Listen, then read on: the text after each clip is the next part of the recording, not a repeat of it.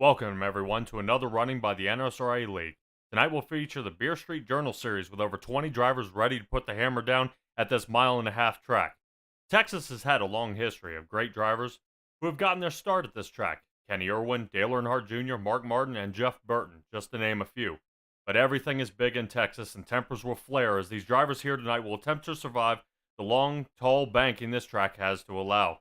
This is Patrick Morrison filling in for Mitchell Adams here at WRN, and we appreciate you joining us tonight to enjoy the Beer Street Journal Star Spangled Bash here at Texas Motor Speedway. 100 laps at a blistering 96-degree track temp should make for good door-to-door racing.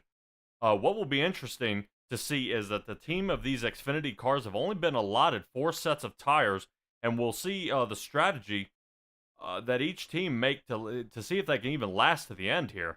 A few drivers I want everyone to kind of keep an eye out for. Martin Plute posted some fast race times here tonight, and he's been placing really well all season here as we have him right up here on the screen kind of racing around, seeing how he decides to get through this. Adam Pettit has had the fastest time during practice, so I definitely expect to see him somewhere on the pole here tonight. Looks like Martin Plute right now went ahead and placed in the 5th position, and is working his way down, now in the 6th. And another driver to look out for is Jeremy Richmond. He's had a little trouble staying hooked to the track, and we'll have to kind of see how he stays hooked here tonight, and and where he places as we kind of take a look here. His 98 machine, he lands 13th there, so really a lot slower times than what I was seeing earlier in their practice session. But another thing I want you guys to take a look out for here at WRN and with the Beer Street Journal, this is the Star Spangled Bash, so check out everyone's paint schemes as we go through tonight. They ask for you to vote in the YouTube chat for your favorite paint scheme. This will be going on here at Texas and next week at the USA International Speedway there as well. The best paint job, these guys will actually win some money for that, so make sure you vote up. And let's see what everybody thinks here tonight and what we got going on. When these drivers line up, I'll try to make sure we get a good running through them. But right now, a great running we have so far is actually Doug Neal. Ran a super fast time there of about a 30.539 and goes ahead and takes the pole away from Trey Whitehead, who came in 2nd, and Brock Whitehead, who came in 3rd. Adam Pettit, who had the fastest time in practice, is in 4th at this point. Jeff Price in 5th, Philip Scott 6th in the 99 machine, Martin Plute in the 7th, Nathan Maurer in the 971 in 8th, Julian and Dominic Tesoro in 9th and 10th, and that'll round out your top 10 here. Looks like Stan Houseman, he's still out there on track right now. We're going to see if we can kind of take a peek, see if he can get any fast time there, and he may have just placed there in the 11th position, so he got up there just outside that top 10, but still real close time. Another driver, let's see if we can find here, Justin White. So he's just now getting started up for his qualifying laps, and we'll see how he places. Check out that paint scheme he's got going on that one. I kind of like how that one looks. I got that American flag there in the number 2. That's pretty slick. I like that. We see Hagen going around here for his first qualifying lap, and we'll see how he places. So this should be a good running here tonight. It has cooled down from earlier today here in Texas. It is 93. It was over 100 earlier today. Actually, in Tennessee where I am, there's some pretty crummy weather coming, so I think most of these guys are pretty happy to be, virtually on this track at this point right now. Justin White pulls a 30.733. and takes 11th place away from Stan Houseman. But unfortunately, he was not able to get his 2nd lap in. He was not fast enough to get out there and get his 2nd lap through as qualifying is over. So that does nail it down for Doug Neal. Taking away the pole here so far, and really not who I was thinking was going to go ahead and walk away with this one here. But we will go ahead and cycle through some of our drivers here. That way you guys can get a quick look at all these paint schemes. Check that out. The Simbox machine there. We got the 33. We got the 31 of Brock Whitehead there. As these guys are lining up. Looks like the 14's out. There we go. A little old school there with the 99 car. That should be Philip Scott. Martin Plute in the 4. The 971 of Nathan Maurer there. There we go with the 92 and the 69 here. So these guys, these are the Tesoros. There, 39, I said of Stan Houseman. I like that one. Definitely representing the Beer Street Journal there in the 39 machine. We got 29 that's out there on the track of Ira Colas. 2 just popped up, so there's Justin White in the 11. 98 of Jeremy Richmond back here. And we got, let's see, 48. Looks like a Tom Lester in this Chevrolet machine. And I believe the other Colas, the Sam. I believe we have Ryan Sizemore out here. He should be in the 8 machine. Looking pretty good there. Kind of got that fighter look. Got the kind of the teeth on the front. I like that. There's the 47 machine of Mike Tellier. And Jason Shue kind of rounding up for the 3rd position there. So, not the 3rd position, the 3rd car. Unfortunately, he's taking the 21st position. So we do have a solid 21 drivers out here on the track. This should be pretty exciting to see how these guys can really size up here and get this thing underway. I expect to see a lot of green flag racing out of these drivers. Where they're going to place, that has yet to be said and unknown at this point. These guys are chomping at the bit to get under green flag. I am too, and I'm curious to see what they have to allow here and put down. I think a lot of speed will happen, and these guys are, man. I'm at a loss for words at this point. Texas is one of my favorite tracks. There's a lot of speed. There have been some notes out there that I believe there were IndyCar drivers that actually raced here at Texas and got over 233 miles an hour. And with that sort of speed, there were guys almost passing out, getting around these turns. And you know, with such steep banking that they have. So it definitely makes for quite the race here. But tonight, right now, is Xfinity cars. Doug Neal out here in the lead. He should be pretty excited about being able to line up and get this thing under control. Don't forget, all these guys with the paint schemes, everybody out there in the YouTube chat, go ahead and vote out there who you like, which paint scheme you like, because I hope they'll stay nice for a long time, but I do not know how long, as these guys will be door to door, bumper to bumper as we get underway. Looks like Doug Neal a little slow on the takeoff there, as the 33 car of Trey Whitehead goes ahead and moves out front of him. So we got it double wide as we dive here to start off into turn 1. As I remind you, this is Patrick Morrison here with WRN, filling in for Mitchell Adams here with the Beer Street Journal Series. And really, I think we got a heck of a lot of great racing cut out for us tonight to see how well these guys are able to do, as we got Mark Plute back here kind of starting to get squeezed in there by the 92 car of Julian Tesoro. We've seen that before. Martin Plute very calm normally when he's hanging out there in the back. But most of these paint schemes from these guys, they are made either by themselves or have a company do it. I know Max Graphics is a good shout out for one of those. You see Martin Plute is running the Max Graphics on his car as well there in that 4 machine. And they help create paint schemes for a lot of these guys. So don't forget to check out Max Graphics. They go ahead and do great paint schemes there. And you can talk to the admin that they have over there, and he may be able to hook you up with something to get your car out here looking good. But it is not making Martin Plute any faster there. He's able to get away from, it seems, Philip Scott there kind of hanging on the outside, being a little more conservative with his tires. But here we go, single file. But, man, starting to run out of a little real estate there as Julian Tesoro and Philip Scott are trying to squeeze in that same spot. So some great racing there really for the 7th and 8th position. As these guys are trying to work their way around the track, looks like Martin Plute has gotten pulled away. Trey Whitehead is in our new leader, staying out front in front of Doug Neal, doing a fantastic job.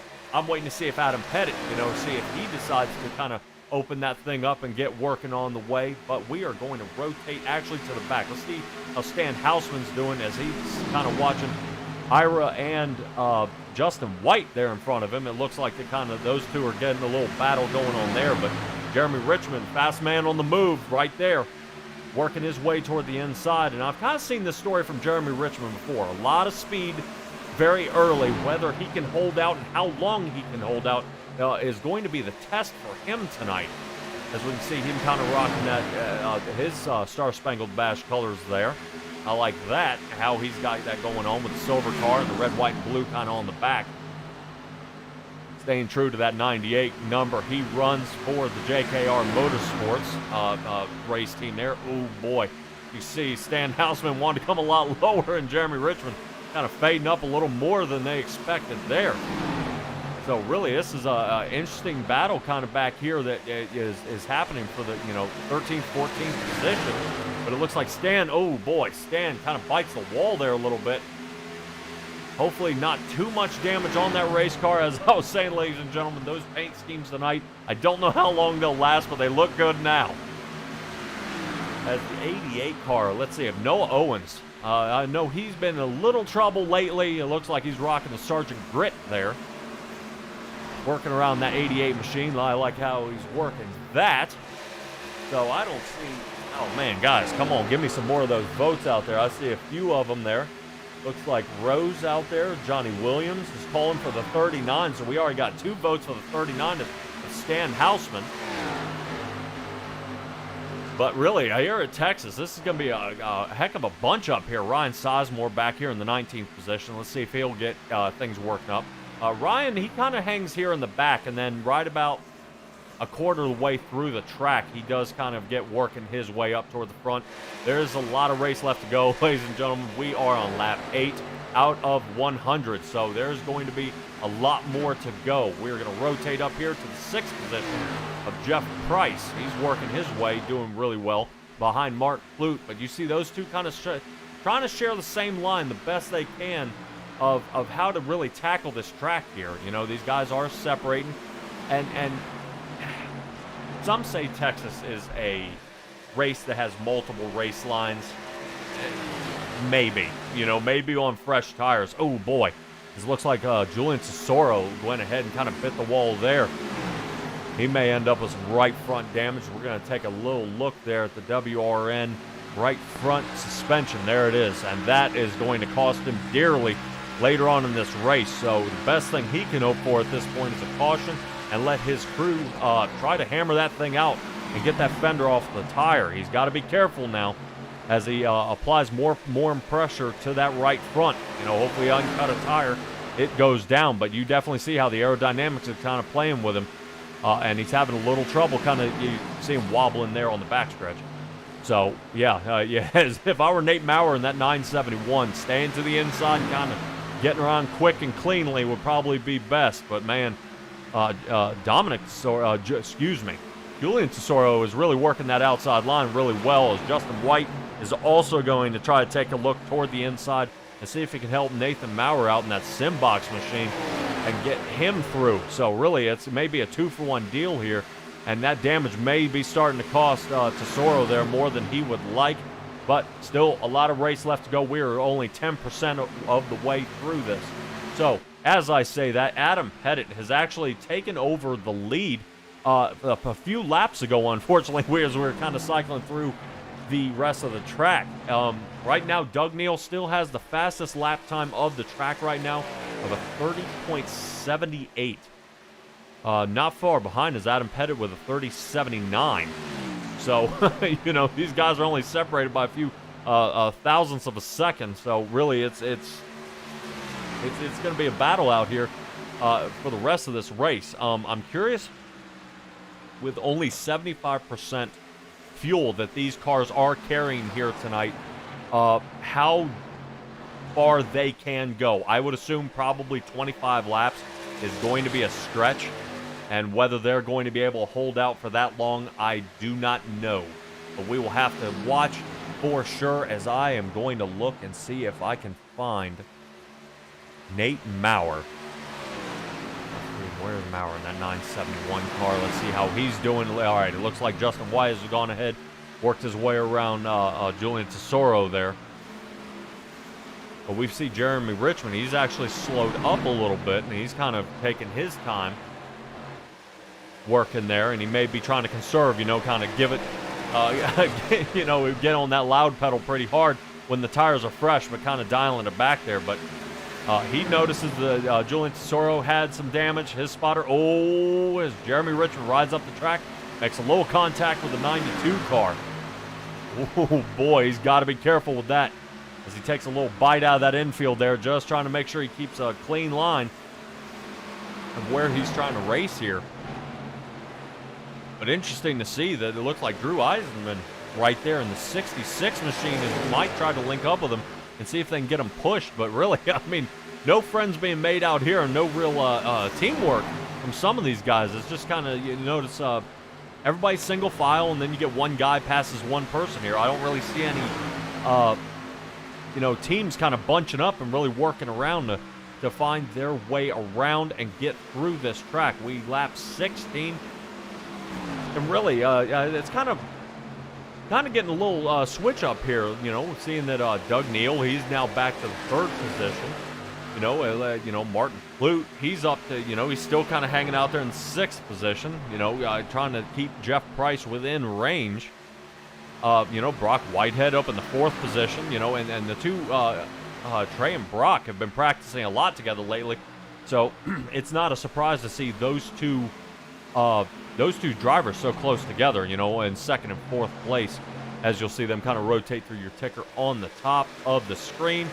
Followed by a lot of our sponsors here for the Beer Street Journal. We have Max Graphics, the Beer Street Journal, I believe Brookstone Animal Hospital, and the following that go along with them as well, Eclipse Photography. And really, it's great to see a league that can get a lot of sponsors with these guys kind of mashed up and staying together and providing a good product for you and I to watch and enjoy at the same time, and as well as a good environment for all the drivers to drive along with each other. I mean, it does take a lot of teamwork from each other to work together week in and week out, practicing, and everybody kind of coming up with a game plan of how to get through this thing.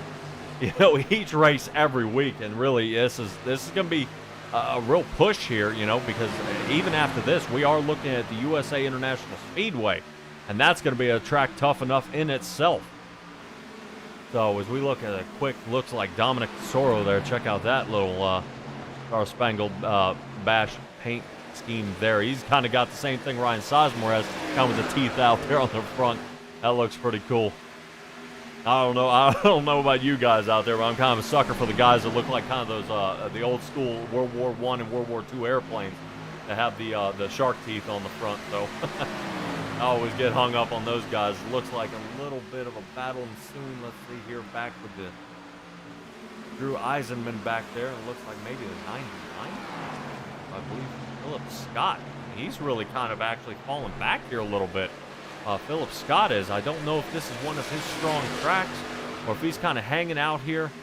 But we are on lap 20, and I would assume that we're probably going to start looking at probably some pit stops here pretty soon. We've seen a couple of guys clip the wall here, and I mean, there are going to be a few that do need some repairs, but really, all in all, a great race so far. Everybody not, getting all bent up, bent out of shape, and, no tempers flaring as much, but we still have a lot of race to go, ladies and gentlemen. I am not sure how long before somebody finally pops. You blocked me for long enough, and then you're going to find out, really what they're all about. As we got a little battle here between the 66 and the 69 machine of Drew Eisenman and Dominic Tesoro there.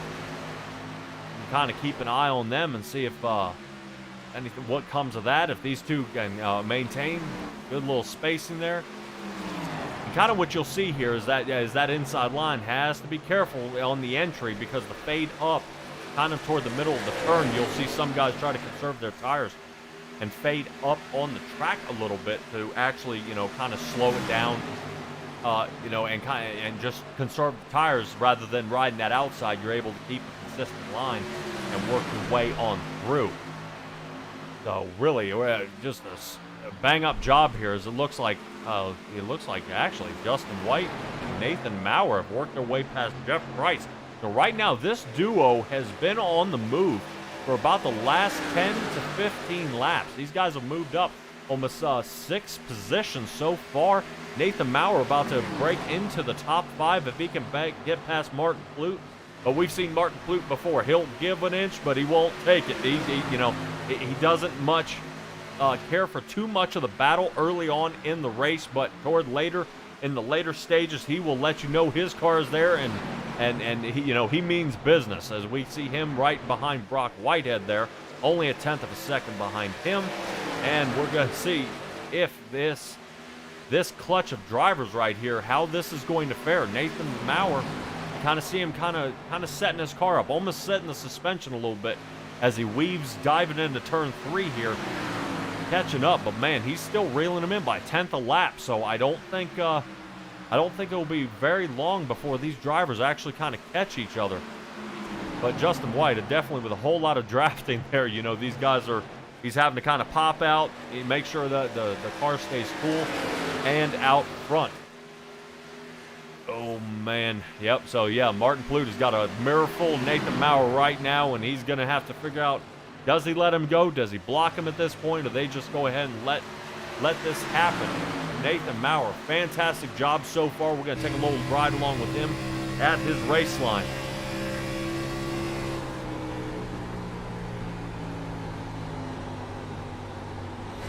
Boy, and you can definitely see how that tire wear is starting to take effect here as he's sliding around that turn. He's definitely having to let off the gas a lot more than we saw earlier in the race.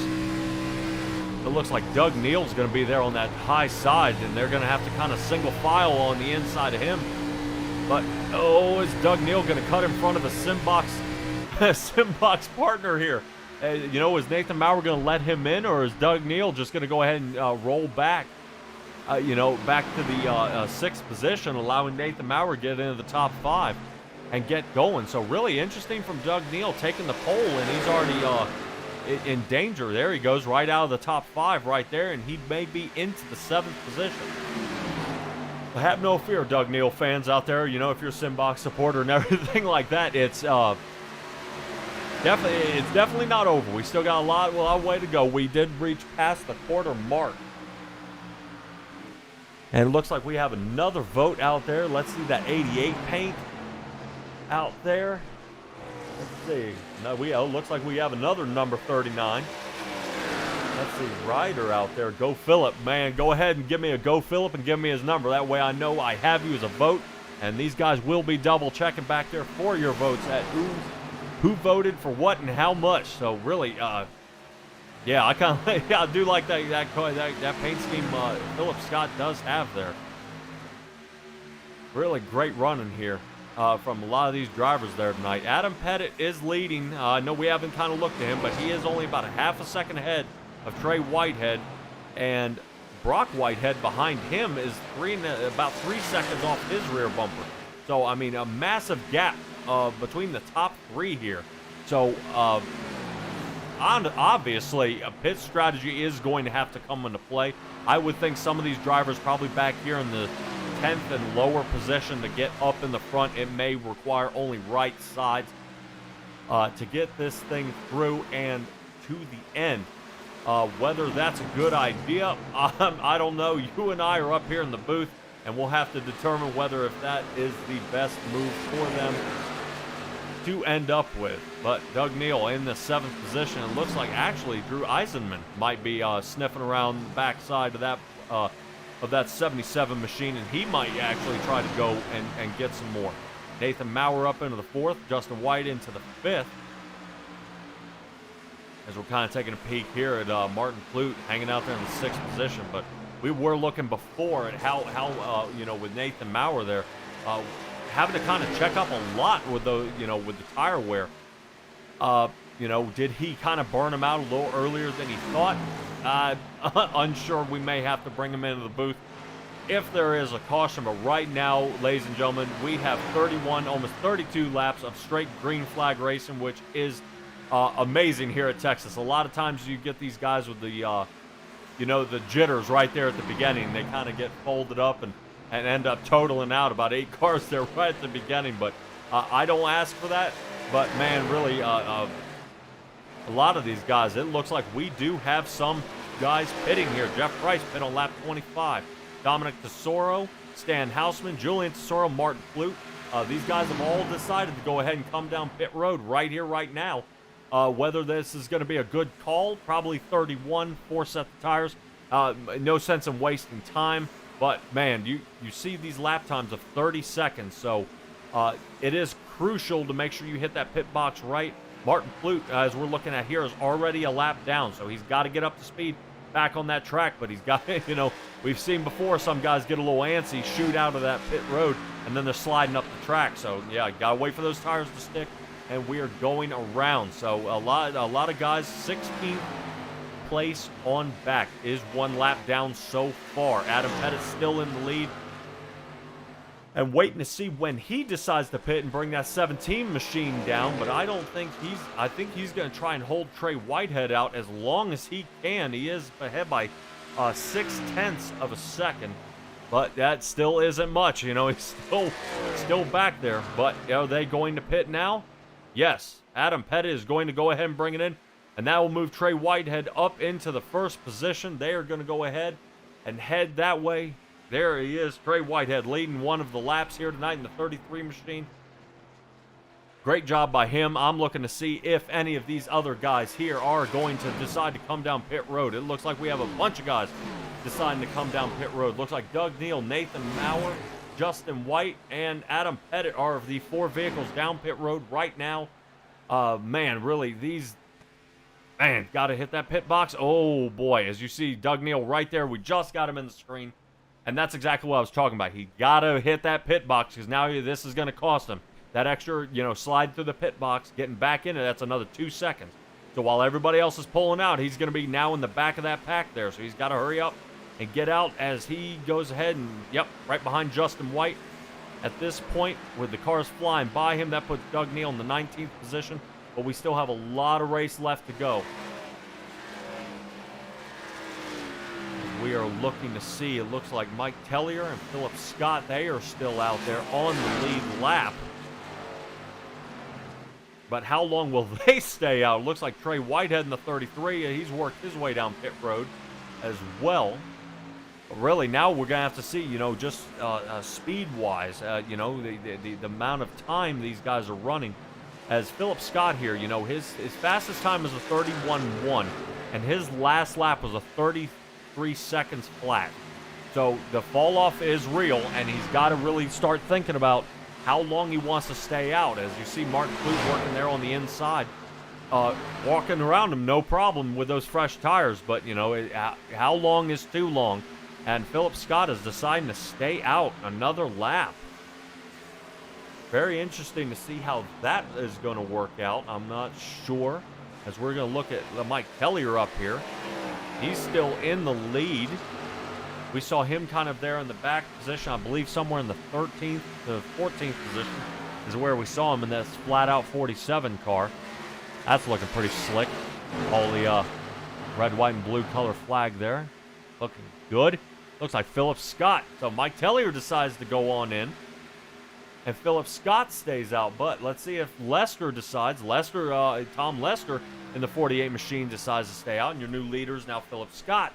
So really, you are seeing a lot of the guys here in the back of the pack are deciding to stay out much longer than the other ones. I don't know if that is a wise move so far at this point.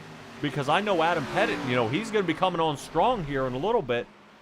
Getting out to the front once these guys, I mean, they have to pit, but really, how long can they hold out? I mean, Philip Scott's there, but Tom Lester's 5 seconds behind the leader. Right now, I mean, I'm impressed at 40 laps.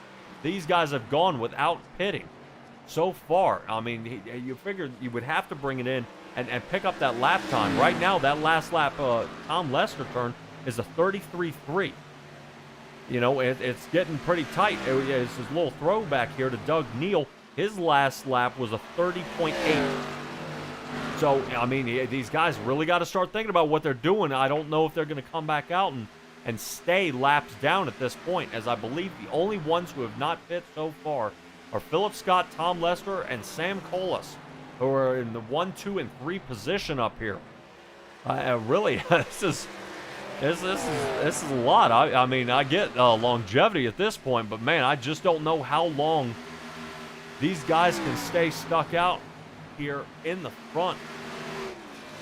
Because we are kind of locked on Tom Lester here. Let's see if the 99 machine decides. Yep, 99 has finally called it quits, and he decides to stay in. So that leaves 2. Tom Lester may be going ahead and trying to get his lead lap in here tonight.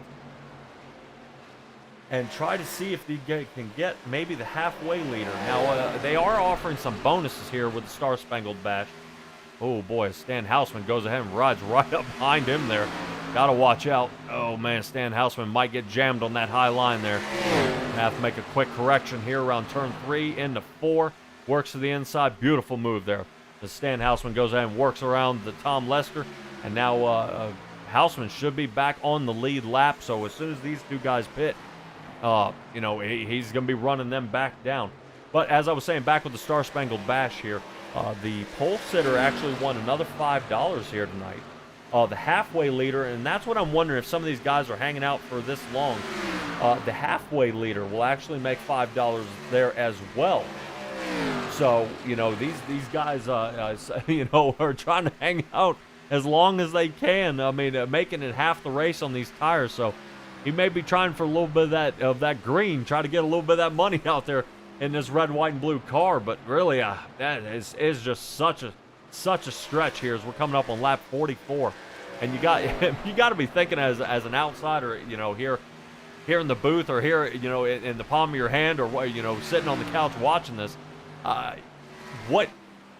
long can Tom Lester here hold out? Is he gonna, you know, man, he's not gonna take pit road again. That is crazy, as we are 45 laps into this thing and he is yet to pit. I believe Adam Pettit, you know, is reeling them in seriously fast, as he looks like Adam Pettit is only off by about 7.5 seconds.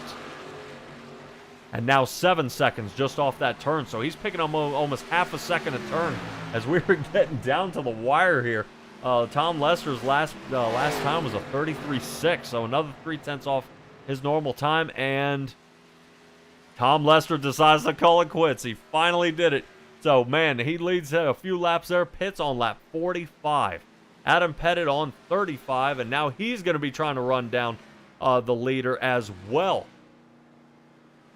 Man, it's just how long these guys are holding out as we get up here to Adam Pettit in the 17 machine, kind of having a run down. As you see way out there in the distance is the leader. He is chasing down of Sam Colas there in the front, and I am going to see if I can find Sam in that 28 machine right up here in the front. Looks like he's rocking that Pepsi. And there he goes and gets another lap. So we are now 47 laps without a pit stop. So this is crazy. That last lap was a 35.1. Adam Pettit is a 31.7, and you can imagine this is going to be pretty quick right here, as Adam Pettit is going to obtain the lead here, and probably this turn or the next. Sam Colas at least went out there and got a lead lap. He has gone ahead and thrown up his white flag, and he's running on in. But ladies and gentlemen, we are almost to halfway, so there is no white flag just yet. As Adam Pettit resumes the lead, Trey Whitehead in second, Nathan Maurer on the charge earlier before into the third position. He is 5 seconds behind the lead. Brock Whitehead in fourth.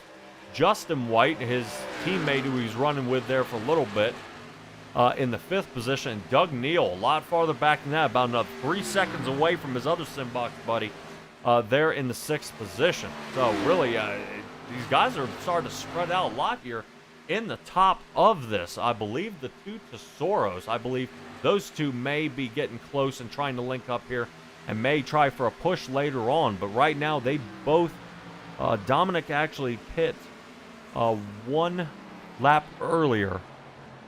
Dominic Tesoro, let me see if I can give you a car number. Dominic Tesoro in the 69 car, and Julian in the 92 machine here. These guys have pit only just a lap apart from each other.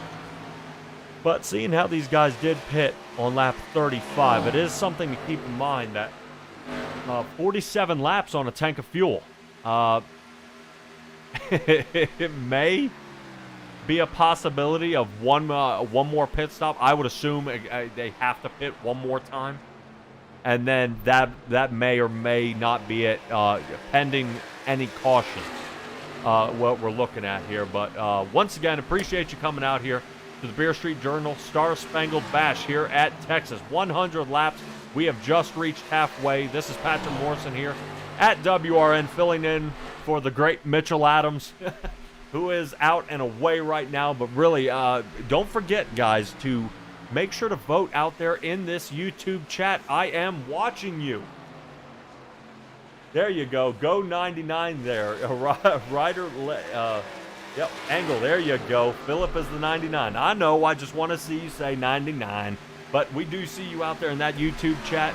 And make sure you go ahead and shout out who your favorite driver and his paint scheme. Because these guys are getting a little bit of money for it. And they would like to know if you like that paint scheme. Stan Houseman. Man, right now it's just a tough break for him, man. Back here, the 17th position. He is the last car on the lead lap. Jason Shue is a lap down. Tom Lester and Colas there in the 20th position. Those guys are a lap down. It looks like Jeremy Richmond may be out. I did mention that we are having some pretty crummy weather up here in Tennessee where I am. And he may have had to disconnect there again. And I know his internet probably didn't appreciate that, but it looks like the 98 machine of Jeremy Richmond will be out for the rest of the night. He has taken that thing to the garage. But Stan Houseman is 4 seconds off the back bumper of Ryan Sizemore here in the 8 machine. In that green with the teeth on the front. And I said I'm a sucker for. So he is right there in the 16th position trying to chase Philip Scott down in the 99 machine.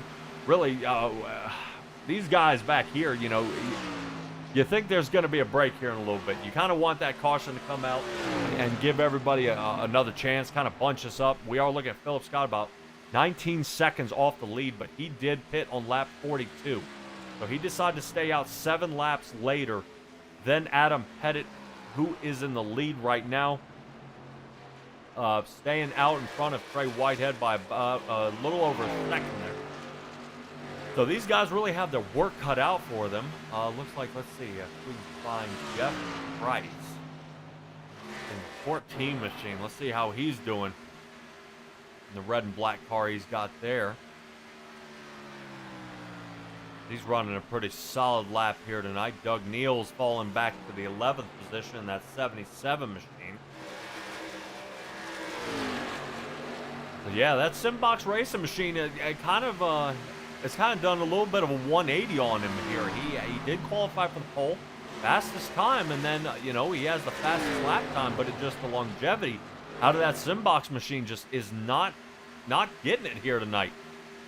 As they're trying to keep him up and out front, but he has broken out of the top 10, so he is definitely going to have to you know, renegotiate what he thinks on pit strategy later in the end of this race. I would assume these guys are probably going to try to stretch it, maybe pit around lap 70 or so, and then race it out to the end, once again pending caution. But really, as we get to see Jeff Price here working behind him again, hopefully that doesn't knock Doug Neal back to the 12th position, but we'll kind of keep an eye on him. Let's take a look at Martin Clute up here, as he's up here, as he's got the Tesoros behind him.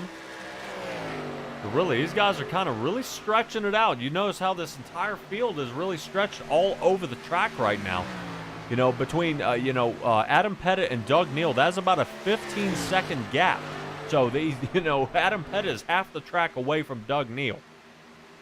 So, I mean, there are cars all over the place. No one really bunching up. I believe these three are the closest so far. They are all within 13 seconds of the leader, and these guys are the ones who are bunching up. So I'm curious to see. We'll kind of keep an eye up there in the ticker for Trey Whitehead as he breaks in within less than a second of Adam Pettit there. And we'll see if Trey Whitehead can start picking up the pace and getting going there. Let's take a little look at the 971 of Nathan Maurer. and see if Brock is going to try to reel him in. He's 4/10 off, and really that's when you start kind of hitting that aerodynamic bubble there. But really, we're noticing again he's off the throttle. As you kind of see his car backfiring out of that the tailpipe there, right in front of the right rear tire. How much he's having to get out of the gas getting around these turns. He may be trying to work the longevity game, getting these guys spread apart, and see if he can catch up a little later in this race. He has now dropped about 5 seconds off. Trey Whitehead still picking up speed here. Trying to run down Adam Pettit, who has absolutely dominated a lot of this race. Once he got up front, he's really lit it up, and I think he's just he's been waiting for these drivers to kind of burn their tires up and things like that. But really, with the track being at 93 degrees, it's really, honestly, in a racer's mind, this is the perfect temperature. It lets the tires to heat up and stay warm and tacky the whole time. If you start getting over that 110 degree mark, the tires melt very fast and then get slick. And it's the same in the opposite direction. You start getting the track temperature around 70 degrees, your tires never tack up, and then you're loose for 5 laps before your car ever starts hooking. But as we look at Trey Whitehead here in the 33 machine, he is 8/10 off that leader, so he's got his work cut out for him, and he may take 4 tires and try to get back out there after another splash of fuel. But I am unsure to see how these guys are going to get around the track.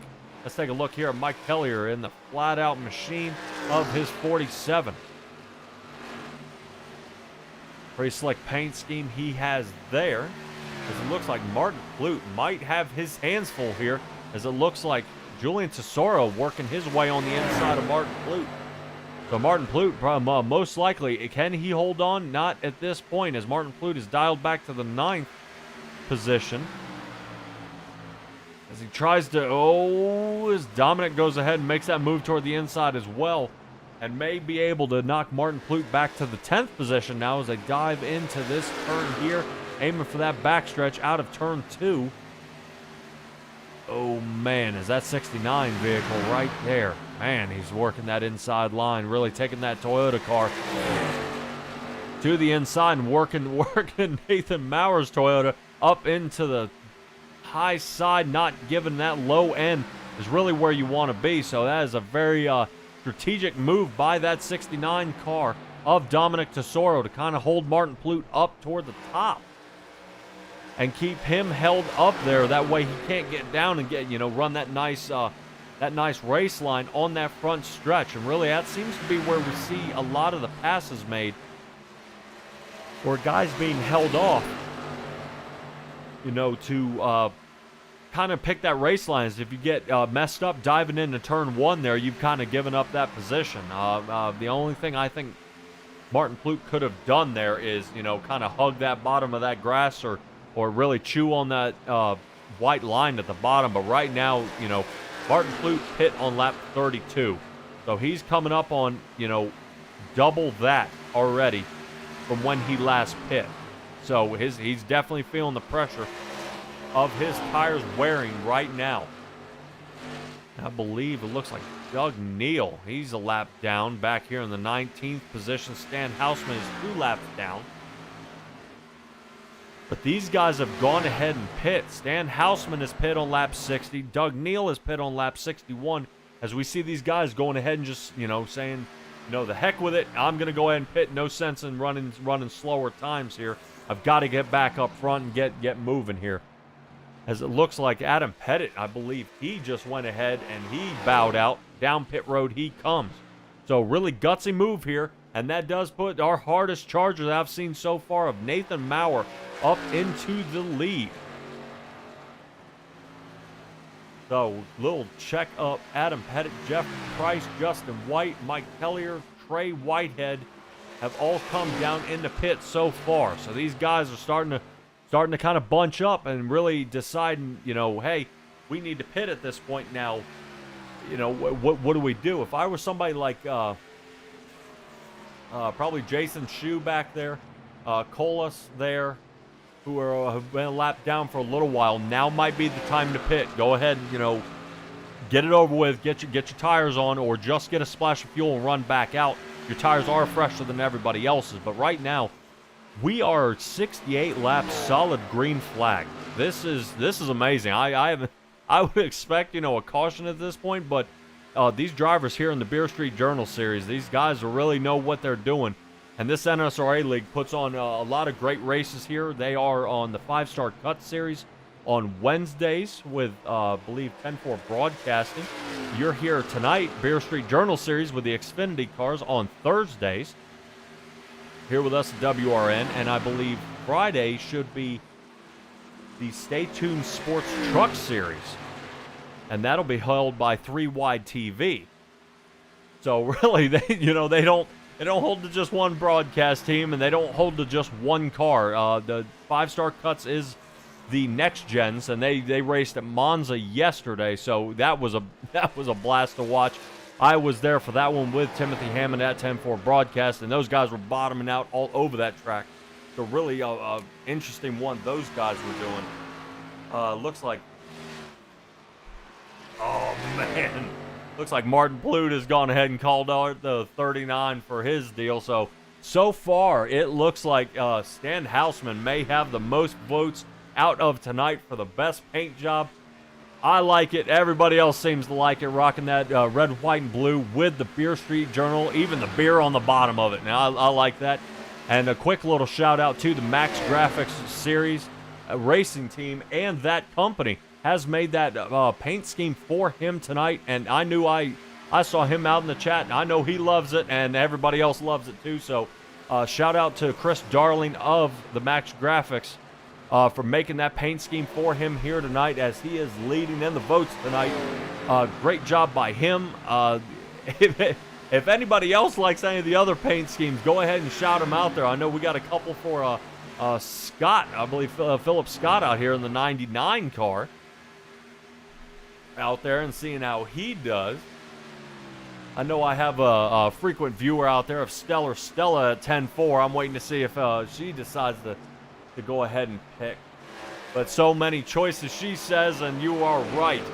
You have 21 choices. Some guys out here decide not to go with the paint scheme, but they will have a chance next week to give it a shot for sure, as it looks like Ryan Sizemore kind of bowing out, taking that top line there, staying out.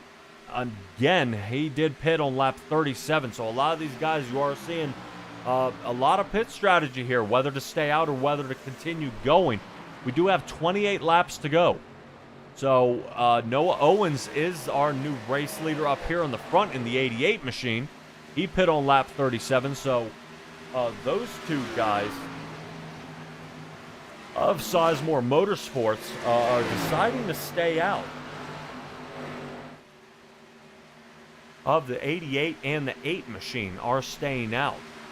Adam Pettit has resumed his position in the 3rd position, and he's only 6 seconds off of Noah Owens here. So really, it seems Adam may have gotten a great pit strategy there and gone ahead and short pit and come back out. Probably enough fuel, right sides, and back out he came, because he did not spend a whole lot of time there in pit for him to be up here and resuming where he is. As it looks like Noah Owens is going to go ahead and bring it in. Let's see if Sizemore decides. No, he does not. He goes ahead and he now leads his lap here tonight. So a lot of lead changes we see here getting through this. Adam Pettit only 2 seconds behind Ryan Sizemore. But I always like throwing it back to that lap time. Ryan Sizemore, his last lap was a 32.8. And Adam Pettit was a 31.2. Which is actually a little slower than we've seen Adam Pettit running here tonight. But still comparable within half a second of his fastest lap. A lot of these guys out here waiting to see what they have to offer here. Drew Eisenman, he pit on lap 68. Looks like he short pit as well. Excellent choice, as he is now in the 3rd position. But he will have Brock Whitehead running him down here pretty soon. But we'll see if that 66 machine can stay out front, as we have 25 laps to go left in this one here at Texas. And really, what a great run. I'm wondering if any of these Taz Racing customs has anything to do with some of these paint schemes out here, but we will ask around later on. But let's see. Nathan Maurer still retains in that top 5. Looks like Ryan Sizemore, he's gone ahead and bowed out. He is now down pit road. Oh, just missed the pit box. So that, like we were saying before, it's gonna cost you, and it's really hard to. You know, I kind of rag on these guys a little bit about missing that pit box, and it's a lot harder than it looks. You have to come out here on the track between 160 and 180 miles an hour, slow your car down to 55 miles an hour into pit, and then try to slide in the pit and hit your pit box that's only about a car and a half length, and you know, and come to a sliding stop and then launch out of there at the same time. I mean, racing's one thing, but pit road is another, you know, just between the strategy of what to do there and how to hit your pit box. But right now, who is a great job at doing pitting? I know we've had him on the screen a lot here tonight. Adam Pettit doing a fantastic job out here leading most of the laps here tonight. Drew Eisenman, man, he's 10 seconds behind that. Nathan Maurer and Brock Whitehead here kind of following each other, 31 and the 971 here you see on the screen. So Nathan Maurer in the 4th position, Brock Whitehead in the 3rd in front of him, and I believe Mike Tellier will be farther back than that, another 6 seconds off these guys, and that'll round out the top 5.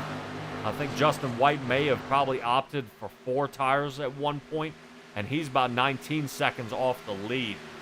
So he's, like I said, he's about half a track behind, but he did pit on lap 67 a lot earlier than Nathan Maurer did, and Nathan pit on lap 72.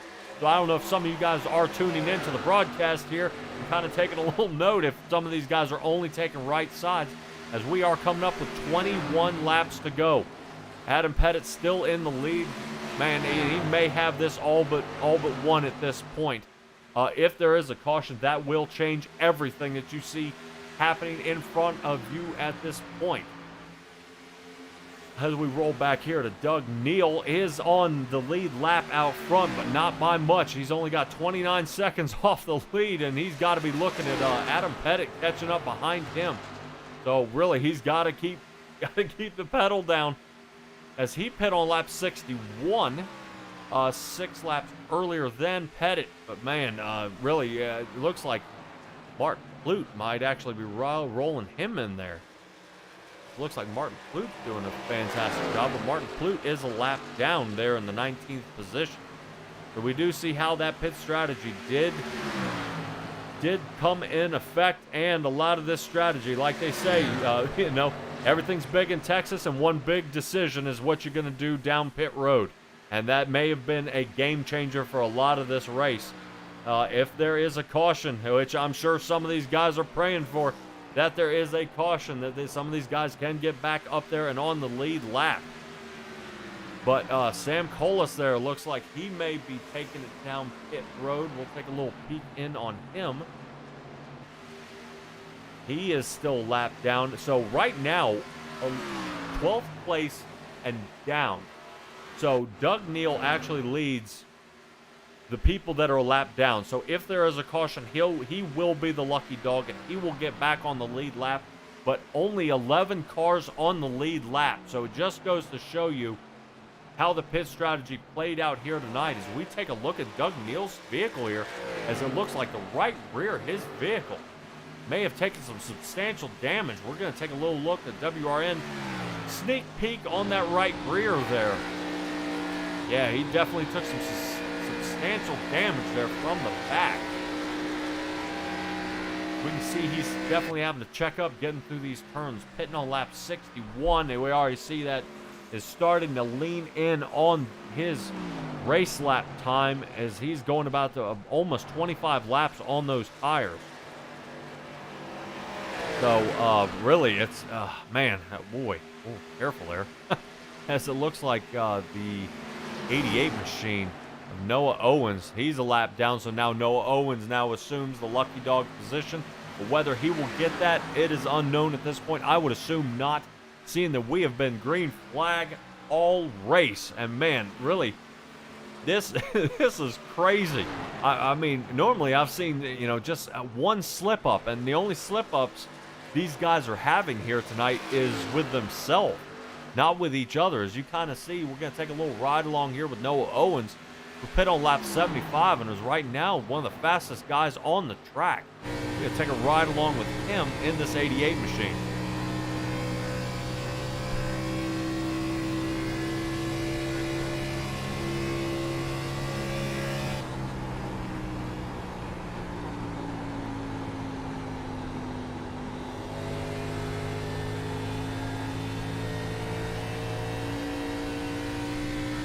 Kind of see there, he's not really having to let off as much as it looks like he is trying to reel in Adam Pettit. I believe is his car directly in front of him in that 17 machine, trying to reel him in and see if he can get back on that lead lap and get him out in front of that deal. But he is running out of time very quickly as we have only 13 laps to go. And really, man, you just gotta think with some of these guys. You know, if they had only taken 2 tires, is what some would say. You know, really, as they get going around here, man, Stan Houseman back here in the 16th position just didn't seem to get his way here tonight. We did see him kind of clip the wall earlier in the race, but not, you know, seems he may have hammered out a little bit of that damage to stay aerodynamic and get back out on the track. But really, what a bummer that it was for him. Nathan Maurer, I mean, you can't say much more, so much about this guy. Nathan Maurer has moved his way into the 2nd position and has pulled away from Brock Whitehead by 2 seconds. So he has been on the move all race. I mean, amazing job by Nate Maurer. I've raced with him before, and he is tough. You know, he lets you know he's there, and he will put a bumper into the back of your car and try and push you if you don't move faster than he is. So. But he's running a great time here, trying to see if he can run down Adam Pettit. But I don't think there's enough time here to really get it going. 11 to go here, ladies and gentlemen, at Texas. Really, this has been quite the race, seeing these guys figuring out how they're going to get these things happening there. As we see Ryan Sizemore go ahead and make a quick little pass there on Doug Neal, and see if Ryan Sizemore can link up with his Sizemore Motorsports teammate there of Noah Owens, but he's got a long way to go to catch up to him. He's got about another second before he catches to the rear bumper of that vehicle. Take a little look. Let's see Jeff Price here, see how he's doing. He is in the 10th position, so respectable position, but he's got to be careful because Ira Colas, they're in the 29, is actually only a second off him, so he's got to be careful. He may lose that position there, but they are just about running the same times here. As I say that, Ira kind of loses a lot of time on that last turn, about a half a second. So definitely trying to kind of keep on the lead lap here as Adam Pettit's kind of reeling in behind, right behind that car. So he's got to kind of watch out, because you see Adam Pettit kind of reeling in. We're taking that gearbox view from the back. As you see Adam Pettit's line, just look how fast he's going. Here he comes in that aerodynamic area, so now he's starting to use that draft. Working on that inside edge there. Oh, man, as he gets ready to pull around. Adam Pettit just so smooth into these turns. So smooth, and there is going to be a reason why he wins this race here tonight. Is just so smooth through the turn. Wow. Yeah, and just a great job by Adam Pettit, and I'll be really excited to talk to him up here in the booth at the end of the race, along with Nathan Maurer and Brock Whitehead. But I seriously, ladies and gentlemen, do not think a caution will be happening here tonight. As I try to find, let's see if we can find somebody on the move. As it looks like, oh boy, 48 in the 66 here. It looks like we have Tom Lester in that 48 machine. Eisenman there of the 4th position trying to get around. Man, those guys trying to sneaking around there. But Drew Eisenman in the 4th position, kind of tumbling around with the car that's a lap down of Lester there.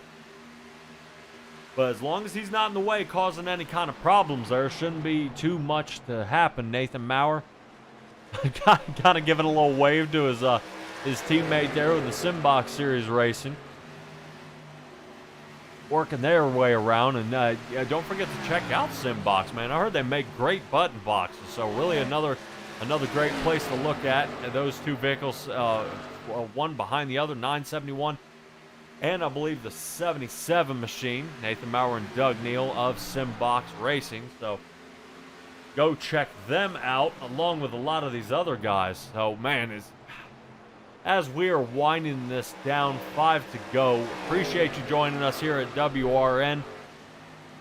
Patrick Morrison filling in for Mitchell Adams here. Really, this has been some race. I will have to tell Mitchell about this one, and he would not believe that we have gone almost 100 solid laps at Texas without a single caution.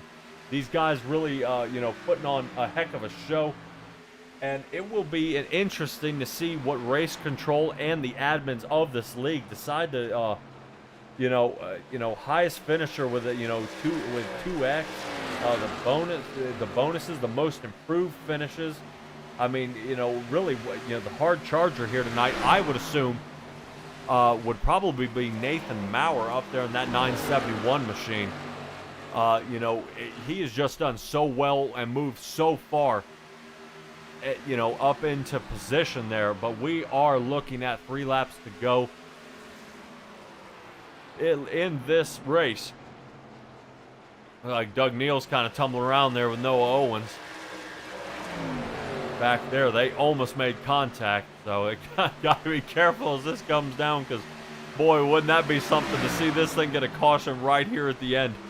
It's just kind of a silly move as the 31 slides up in front of him of Brock Whitehead there, who is running in 3rd at this point. 2 to go, as we are going to go ahead and roll up to Adam Pettit here, your race leader and most likely your race winner, as he gets going around this track. I mean, just absolutely amazing job. So smooth, fresh air, but you can't say that about most of these drivers. I think as spread out as they are, everybody's had a good chance at fresh air going around here as we got the white flag out. This thing is all but over. Adam Pettit, fantastic job, as we're going to take a ride with him as he comes down the last 2 and see really how his tires have been from lap 67 till now.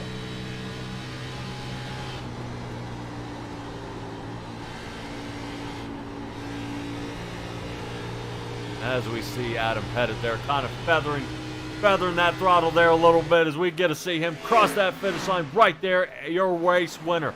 As we see Nathan Maurer coming up, he finishes 2nd right there. Brock Whitehead should be our 3rd place finisher. Man, and what a wild race this has been all race. At these guys able to wrap this thing up, and heck of timing by the admins here with this thing coming down for its final closure. Adam Pettit, your race winner tonight of the first race of the Star Spangled Bash here in the Beer Street Journal League. And really, as we're going to take a look, see if Adam Pettit decides to fry off whatever tires he has left. There he goes.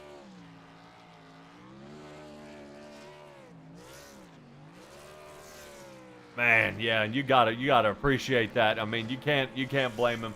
Fantastic job done by that gentleman right there. Being able to get that thing and put the pedal to the metal and make it happen. Wow. Yeah, just amazing job. But we're gonna go ahead and see if we can run through our top 10 here. Adam Pettit in the 1st position, Nathan Maurer 2nd, Brock Whitehead 3rd, Drew Eisenman in that 66 machine, I believe, placed 4th. Mike Tellier 5th, Philip Scott 6th, Justin White 7th, Julian Tesoro with Dominic Tesoro in the 8th and 9th position, and Jeff Price to round out the top 10. So, wow, I mean, just a lot of big names out there kind of finishing this one up.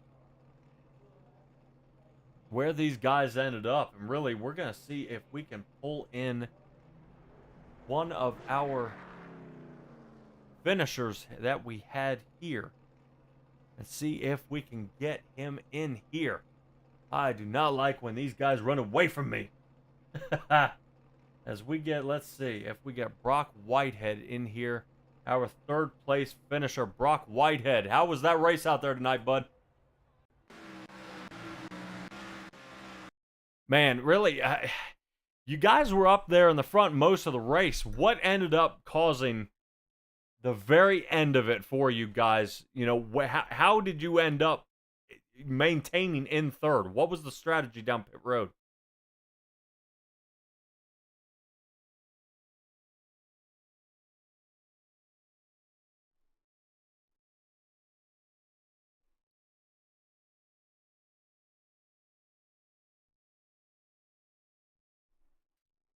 How did you, yeah, how did you feel about this race just coming into it?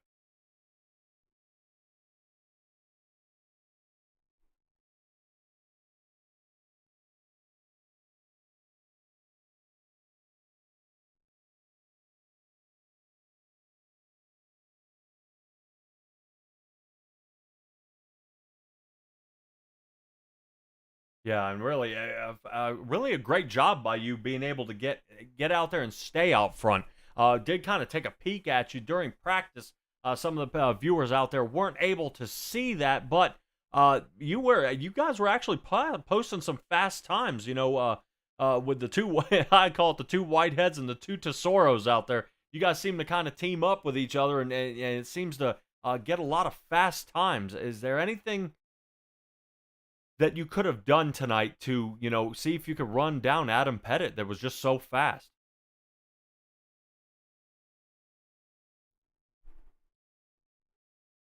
I felt like I was a little slow through 1 and 2, and him and Trey were zooming through 1 and 2. Trey did show me in practice how to get through 1 and 2 real fast, and I was working on it. Ran out of time, but yeah, just taking 1 and 2 a lot better, and probably saving the tires a lot more. He did a great job doing both. So Oh man, I am really a fantastic job you were out there running in that 31 car. Next week it looks like you're running in the USA International Speedway. You know, that'll be the second race of the Star Spangled Bash. And how are you feeling about that track coming up? yeah, that track is an okay track for me. I'll probably get on here and practice a little bit next week or going into the weekend. I'll hop on and run a few laps at it and see how it is. But yeah, I've raced it before. I wouldn't say it's one of my worst tracks, but I'm not that decent, so I'll probably get on there and start practicing. Okay, because I was gonna ask you. I mean, kind of give me something. How's your confidence level? You think you know you have this one in the bag? You think you know solid top 10? I mean, I kind of like mine. I raced at Knock Hill in the NSRA series on Fridays, and man, I was awful. I was terrible. But Talladega, I felt totally confident about winning that one. But USA International is a difficult track, and you kind of got to have an eye for those turns. And really, great job by you tonight, Brock. Go ahead and give me some shout outs here, bud. Yeah, I'd like to thank Ryan Sizemore for letting me be on his team, Trey for helping me through the practice and all the other times. Also, Trey for painting my car, Moneyline for letting me run their sponsors on the car, you for broadcasting, and everyone that runs the league and makes sure that it goes smooth. All right. Appreciate it, Brock. And we hope to see you next week here at WRN. Yep, thank you. And there's Brock Whitehead. I think I may have accidentally cut him up a little bit there at the beginning of that interview, and I hope he will forgive me there toward you know at the next time. As I'm sure I'll hear an earful from Mitchell on that one, but we're gonna go ahead and catch up with Nate Maurer here in that 971 Simbox machine. Really, and we catch up with Nate Maurer. He was moving so fast. He had Justin White behind him there for a little while. Nate Maurer, do you got a copy? I got you, Patrick. How you doing, buddy? Dude, I'm doing not doing as well as you, I'm sure, man. You were a hard charger tonight, working your way up to the front there with Justin White. I thought I saw you put your hand out and wave as you went past Doug Neal later on in the race. Really, what was the secret to getting up so far this race? The secret to getting up so far was my terrible qualifying effort. I messed up in qualifying. I felt like I should have started in top 5, and I wouldn't have had to make the hard charge towards the front. There's no doubt that Trey and Adam were class of the field, but I really feel like if I would have started up front, I could have hung with them. I love this track, but I'll take my P2 since Trey got the speeding ticket, but I should have been really finishing coming home P3 tonight. But yeah, I guess I got to go back and watch it. My teammate kind of yelled at me for dive bombing a little bit there earlier on in the race. Shout out to my teammate for getting the pole. He says he's terrible at this track, but he came out on pole and guess ended up hitting the wall. But yeah, I just wanted a late race caution. I wanted a caution with about 5 or 10 laps to go there. Just have a shot at a win in here. Yeah, and I think everybody, even the ones that were lapped down, would have preferred an extra set of tires. That may have been a 4-tire pit stop and back out again. But really, what was the toughest part you noticed here at Texas? I know I have a little trouble kind of getting that entry into turn 1. What's the most difficult part for you here? Turn 1 and 2, I got no problem. But turn 3, when that sun was starting to set, the sun was glaring down right in between 3 and 4, and I hit that apron a couple of times. And you hit that apron, it shoots you right up the track.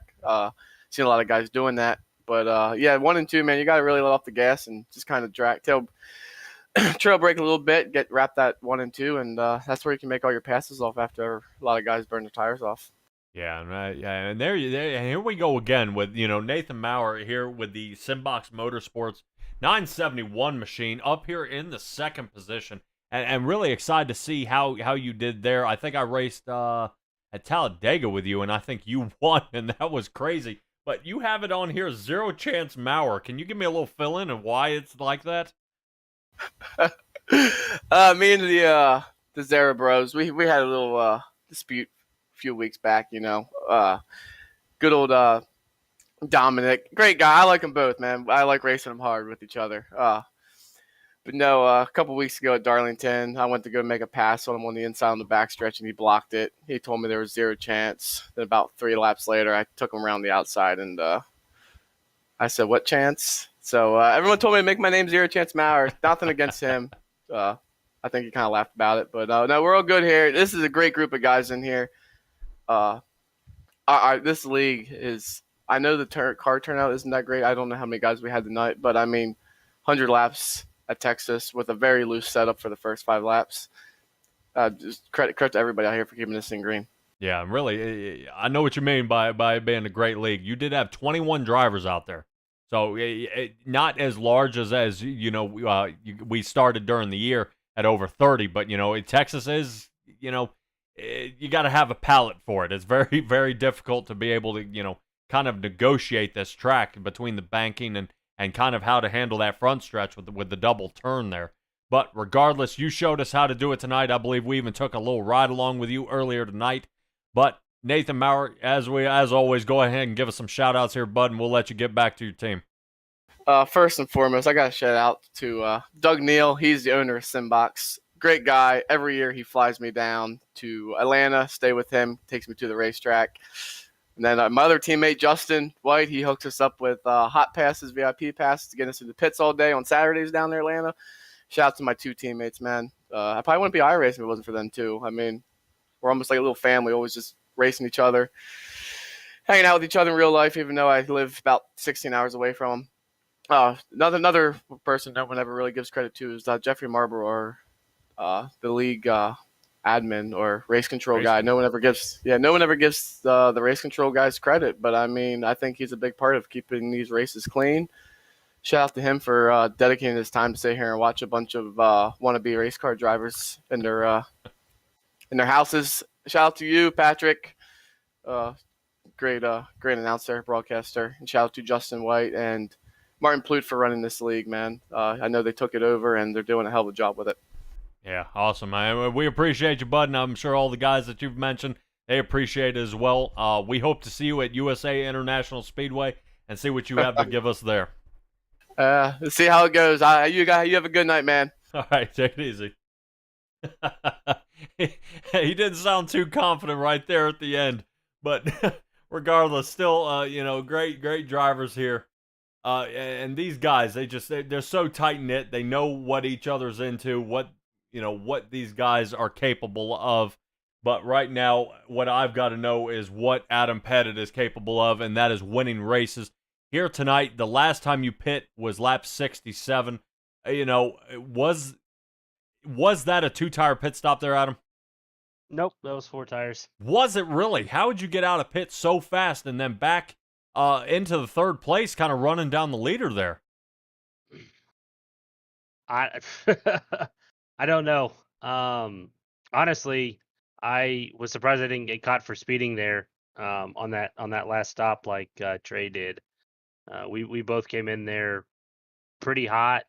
I didn't know that obviously he had that, and I knew that my pit box was in front of his, which the way these cars work, you kind of morph through everything, and um, so I just made sure that I didn't want to overshoot my pit box, and I think I actually hit right where I needed to get a faster pit stop there for my racing. And then obviously when he got caught speeding, it was kind of just cruise on to the end. Yeah, really. I was wondering if you thought Nathan Maurer or Brock Whitehead may have caught you at some point. I knew they were starting to make up some ground, but I wasn't sure if you were kind of trying to take it easy on the car. No sense of burning the tires up in case you do need to have something happen there right at the end. But here at Texas, man, the first race of the Star Spangled Bash, you come out as the winner. But you have USA International Speedway next week. How you feeling about that track? I've never turned a lap there, so it's gonna be interesting. And all season I've kind of struggled at shorter tracks, so I'm gonna do my best to get some practice in. But I don't know, just kind of like my expectations for week in week out is just a solid top 10 finish. If it's anything better than that, then great. But as we all know, what you do during the regular season doesn't really matter. It's all about the playoffs and just building confidence and kind of getting used to racing around everybody. So when the playoffs start and it's go time, hopefully I can keep the same speed. And no, not racing any at USA Speedway. That makes two of us. I have yet to be there either, and I heard some guys are petrified of it. So, really a fast race you ran tonight. Kind of really, what was you kind of dialed it back there. You were the fastest during practice, but you didn't get the pole position. Yeah, yeah. I to set that fast lap, that probably took, I don't know, 10 fast lap runs to be able to hit that. It was so sketchy coming out of 3 and 4 to be able to lay that down. And so for qualifying, yeah, I did. I kind of backed it off a little bit. I figured, I'd rather start somewhere in the top 10 rather than towards the back by, losing it coming out of 4, or accidentally hitting the wall or something like that, because these NSRA Beer Street Journal races have been quite green. So if you start in the back, you're already in a pretty big deficit. So again, it was just kind of, just get the car around, have a decent lap, and then kind of let the race play out. Again, with the green flag long runs, which really helps me. I'm not the best on short runs. I consider myself to be a long run guy, but honestly, tonight, Trey should have won that race. He had me on the long runs. Just very unfortunate that he got that speeding penalty, but I'll take a win. And that's win number 4 on the year. So definitely happy about that one. And practice for USA. Oh yeah, and really, it's kind of definitely one hiccup will definitely flip this entire race and track around for you, but it did not for you tonight. So I will let you go ahead and wrap this on up. Give me a shout out for your sponsors, that way you can get partying with your team and your family, bud. Yeah, thank you. Yeah, big shout out to Anything EC. That they came on board for this season and have been a lot of support and a lot of help. So head on over to anythingec.com. They got tons of car care products. Use code PETIT15 to get 15% off your order. Big shout out to the Beer Street Journal, the Star Spangled Bash, and the little extras that they're giving away for this week and next week. That's awesome incentive. And then obviously you guys over at the broadcast team, and then Jason or Justin for putting on such a great series. I truly enjoy running in this. Awesome, man. Adam Pettit, fantastic job, bud. And I'll let you go, but man, we watched you all night and just so smooth through those turns, bud, and wait and see how you do next week. Thank you. I definitely appreciate it, Patrick. Yep, no problem. All right, and there was Adam Pettit, ladies and gentlemen, and really absolutely dominated this race. Fantastic job, and he was worried about one driver, and that was Trey Whitehead. But like I was saying, just one hiccup, and that can kind of seal the deal for you. Man, really, this was a heck of a race. 100 laps of solid racing here at Texas. First race of the Star Spangled Bash in the Beer Street Journal Series. I believe out there in the count, since you guys are so wonderful out there in the YouTube chat, that it looks like we have a winner. Most likely, it looks like Stan Houseman in that 39 machine is probably going to take away for the best paint job here tonight. So from his rules, will not be eligible for the running next week at USA. You guys will be back here to vote again for your race drivers out there. So if you voted for Philip out there in the 99 machine, it might be a good idea to vote for him just one more time. That way he will win the second half of that paint scheme deal. But I am going to go ahead and sign off. I appreciate you all joining us here at WRN. This is Patrick Morsing filling in for Mitchell Adams. I appreciate you guys coming out and joining me here at Texas. We will see you next Thursday at USA International Speedway.